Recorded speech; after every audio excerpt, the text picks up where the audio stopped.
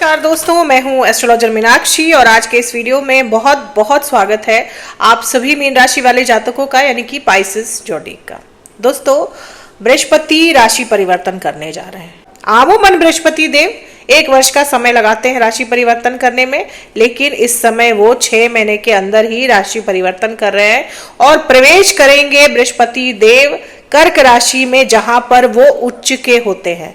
कर्क राशि में बृहस्पति देव उच्च के होते हैं और आपके 5वें भाव में प्रवेश करेंगे बृहस्पति देव 18 अक्टूबर को। यहाँ पर वो उच्च की स्थिति में रहेंगे और ये स्थिति उनकी बहुत ही शुभ और अच्छी रहने वाली है आप सभी मीन राशि वाले जातकों के लिए, क्योंकि ऐसे भी आपकी राशि के स्वामी हैं बृहस्पति देव। आपके 2 महत्वपूर्ण भावों को रूल करते हैं बृहस्पति देव, आपके पहले भाव और आपके 10वें भाव। तो इन दोनों भावों से जुड़े तो अच्छे परिणाम देंगे ही बृहस्पति देव। उच्च के रहेंगे 5वें भाव में, तो जहां पर भी इनकी दृष्टि पड़ेगी वहां पर ये शुभ परिणाम देंगे। आपकी 7.5 में जो भी कष्ट चल रहे हैं, क्योंकि शनि आपके पहले ही भाव में बैठे हुए हैं और वक्री चल रहे हैं, शनि पर भी दृष्टि पड़ेगी बृहस्पति देव की, तो आपको इन कष्टों से भी मुक्ति मिलेगी, राहत मिलेगी। साल का ये वो समय है जब मीन राशि वाले लोगों को बहुत सारी तकलीफों से आजादी मिल सकती है। सबसे पहले बात करें आपके सेहत की, क्योंकि शनि वक्री होकर आपके पहले ही भाव में बैठे हुए हैं।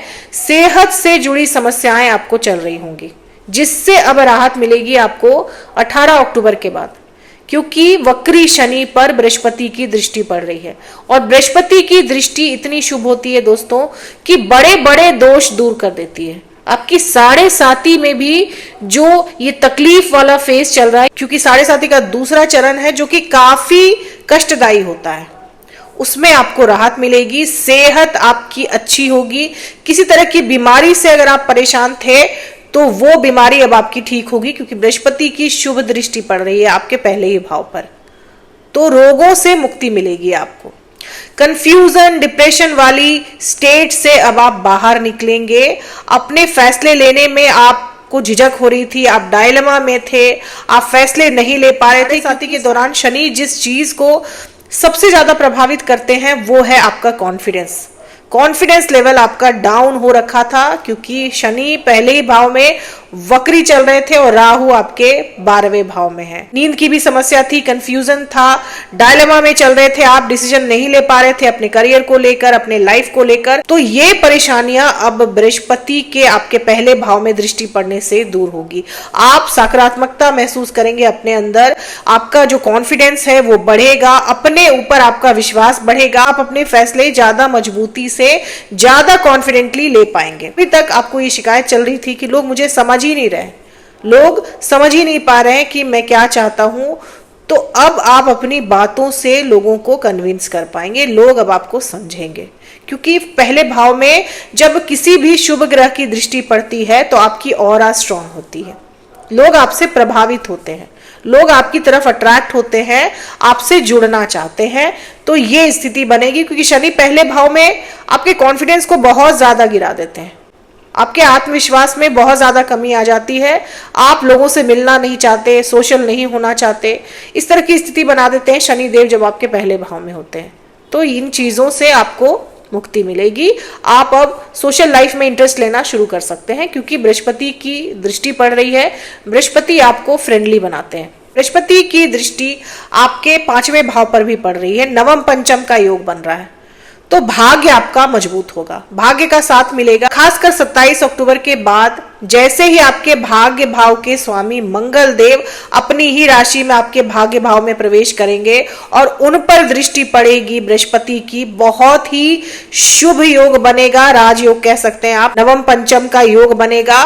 बहुत सारे बिगड़े काम आपके बनना शुरू हो जाएंगे, ऐसे काम जो आपके बन नहीं रहे थे, रुकावटें आ रही थी, प्रॉब्लम्स आ रही थी, आप कुछ भी कर रहे थे तो उसमें आपको निराशा ही झेलनी पड़ रही थी, इन चीजों से आपको छुटकारा मिलेगा, क्योंकि भाग्य भाव मजबूत हो रहा है, नवा भाव मजबूत हो रहा है, नवे भाव के स्वामी नवे भाव में रहेंगे और उन पर दृष्टि पड़ेगी बृहस्पति देव की। बृहस्पति की दृष्टि में अमृत होता है दोस्तों, तो ये स्थिति बहुत अच्छी है।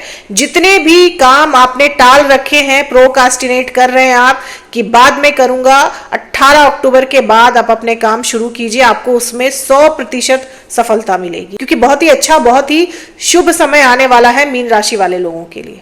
7.5 के इस दौर में आप कह सकते हैं कि ये एक ऐसा समय है जब आप अपने सारे बिगड़े काम बना सकते हैं।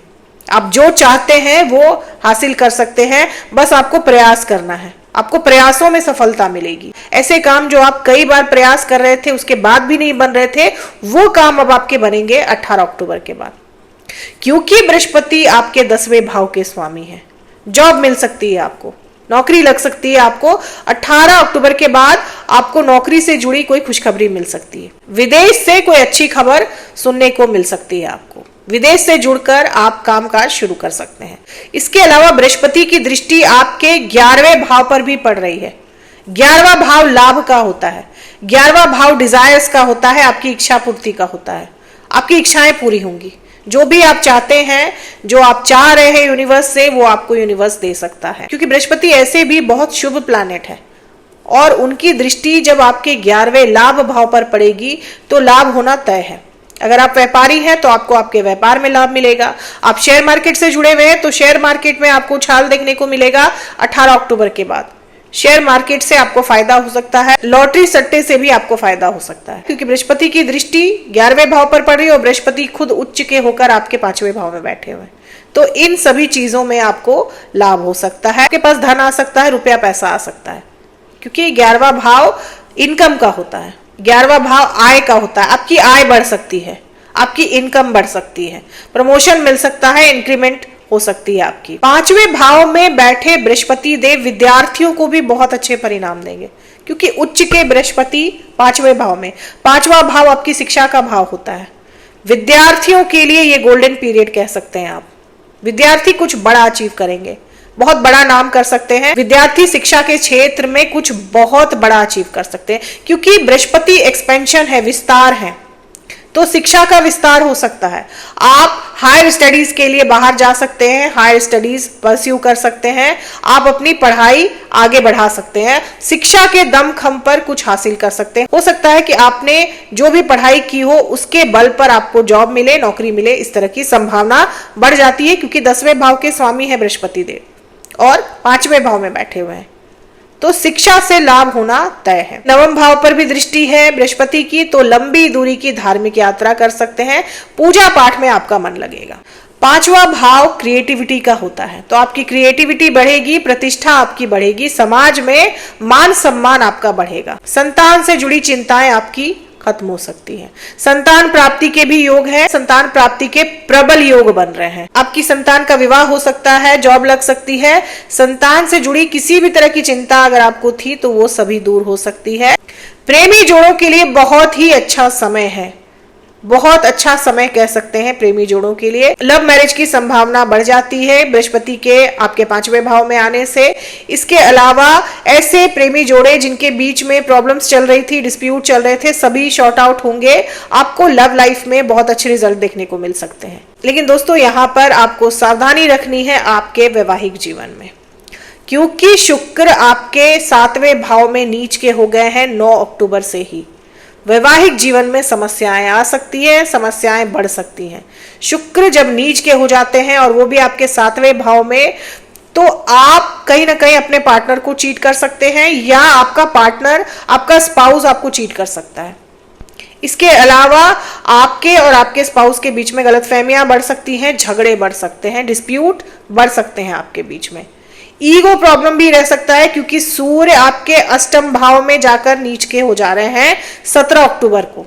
ससुराल वालों से समस्या हो सकती है, ससुराल वालों से ईगो की प्रॉब्लम रह सकती है, ससुराल वालों की वजह से आपके मैरिड लाइफ में प्रॉब्लम्स बढ़ सकती हैं। तो अपने वैवाहिक जीवन में आपको काफी सामंजस्य बैठाकर रखने की जरूरत पड़ सकती है। उपाय की बात करें तो आप शुक्र का उपाय करें। शुक्र के उपाय के तौर पर आप श्री सूक्त का पाठ कर सकते हैं शुक्रवार के दिन। इसके अलावा आप शुक्रवार के दिन पीपल के पेड़ में मीठा जल चढ़ाएं।